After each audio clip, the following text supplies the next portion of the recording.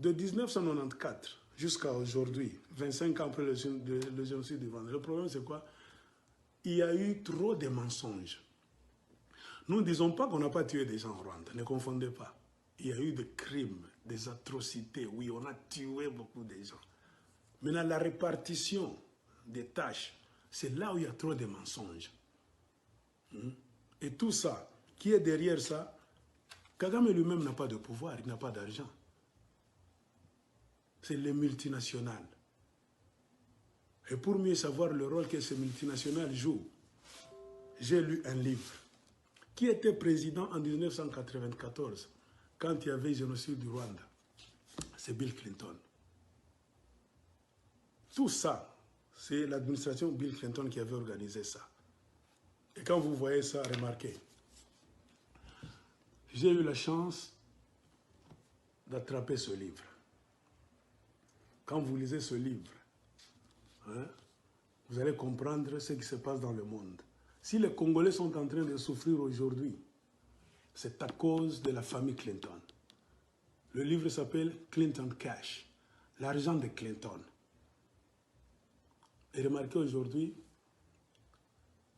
les Clinton sont devenus une des familles les plus riches de la planète Terre. Pourquoi? Selon l'auteur qui a écrit ce livre, il s'appelle Peter Schweizer. Peter Schweizer. Il a écrit ce livre et il a dit l'argent de Clinton, c'est l'argent sale. Et je me souviens, pendant les campagnes, quand Hillary était devenue candidate chez les démocrates, ils étaient en débat avec Donald Trump. Donald Trump lui avait posé la question, vous avez la fondation Clinton, dites-nous là où vous trouvez votre argent. Hillary Clinton a voulu parler, il y a même des vidéos, tout ça. Entrez même si vous avez des internets chez vous, sur YouTube, écrivez Donald Trump and Hillary Clinton debate. Vous allez voir Donald Trump en train de dire que votre organisation, c'est une organisation criminelle. C'est-à-dire qu'il y a trop d'argent sale dans votre organisation. C'est ce qu'on appelle fondation. Donald Trump disait à Hillary clairement, your foundation is a criminal enterprise. C'est-à-dire votre fondation, c'est une entreprise criminelle. Donald Trump connaît beaucoup de choses. But just briefly, the Clinton Foundation made it possible for 11 million people around the world with HIV/AIDS to afford treatment, and that's about half of all the people in the world. But there is no evidence, but there is a lot of evidence about the very good work and the high rankings that the Clinton Foundation it's a criminal enterprise. Saudi Arabia giving $25 million, Qatar, all of these countries. You talk about women and women's rights. So these are people that push gays off buildings. These are people that kill women and treat women horribly, and yet you take their money. So I'd like to ask you right now, why don't you give back the money that you've taken from certain countries that treat certain groups of people so horribly? Why don't you give back the money? I think it would be a great gesture, because she takes a tremendous amount of money, and you take a look at the people of Haiti. I was at a little Haiti the other day in Florida, and I want to tell you, they hate the Clintons, because what's happened in Haiti with the Clinton Foundation is a disgrace.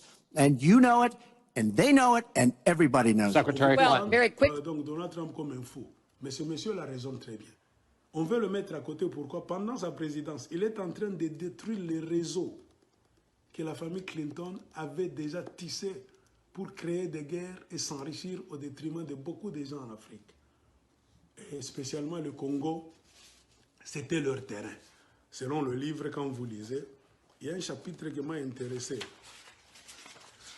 Surtout vous qui êtes au Canada, aux États-Unis, moi je me plains, même en Afrique du Sud. Les livres sont moins chers là-bas.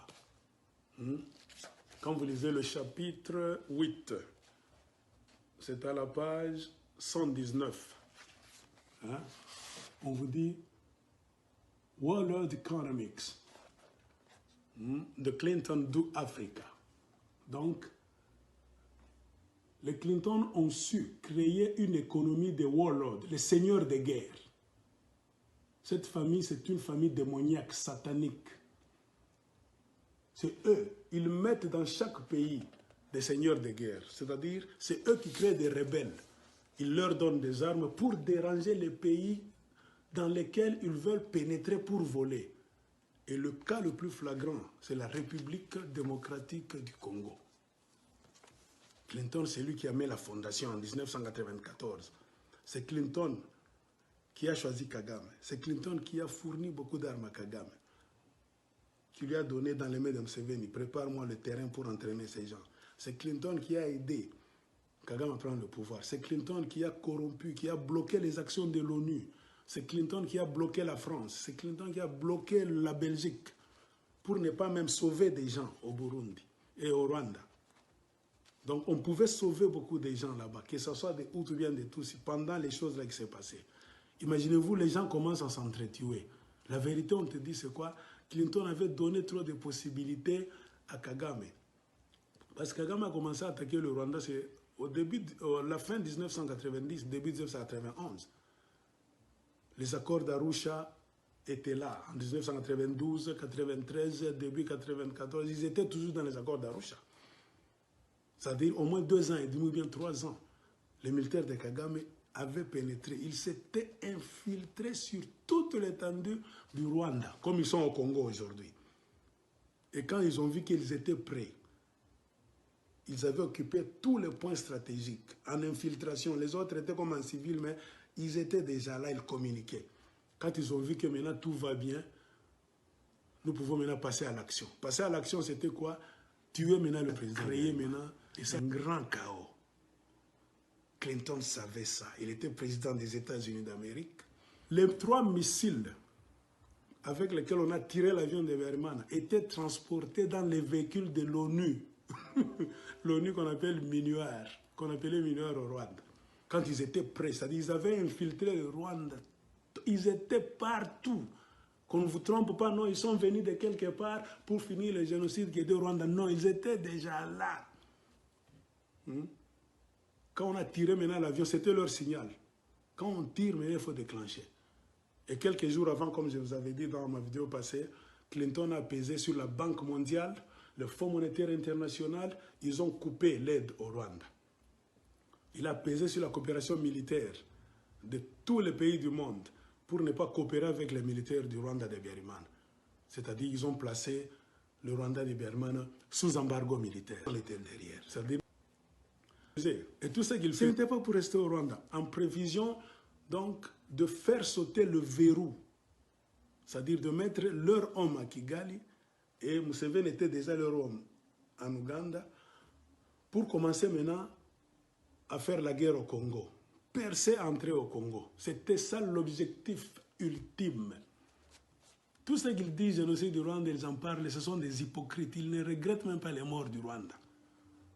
Pourquoi ils ont fait ça sciemment? C'était le sacrifice rwandais qui allait permettre à Kagame de prendre le pouvoir, de percer la porte du Congo pour voler les richesses les plus chères de la planète Terre et rester là. Et ce sont ces richesses-là qui ont permis à beaucoup de gens de devenir riches. Clinton a tissé ces liens-là. Il savait qu'un jour, je ne serais plus président. Avant mon départ, c'est pourquoi il a tout fait pour tuer Laurent Désiré Kabila. Pour qu'il savait que si moi je finis ma présidence, je pars. Il peut y avoir un autre président américain qui peut venir, qui sera contre mon idéologie. Il peut venir changer les choses. Kagame ne sera plus dans de bonnes mains. Il ne sera plus comment entrer au Congo. Il fallait tout faire pour paralyser le Congo. Et la mort de Laurent Désiré Kabila, c'était le début de la paralysie interne du Congo. Et ils ont utilisé la méthode qu'ils utilisaient au Rwanda. Travailler avec l'ONU, la MINUAR, qui est devenue MONUC, MONUSCO, qui fait le même job qu'au Rwanda, qui fait entrer les armes, qui fait infiltrer même les Rwandais au Congo. Donc nous sommes combattus par l'ONU et beaucoup d'institutions du monde. Et Clinton s'est retiré, il n'est plus président, mais il a réussi de mettre en place des organisations. Il a réussi à donner les mines du Congo à des multinationales. Et maintenant, comment est-ce qu'il reçoit l'argent? Il s'est retiré, il a formé, selon ce livre, en se retirant, Clinton a formé ce qu'on appelle la fondation Clinton.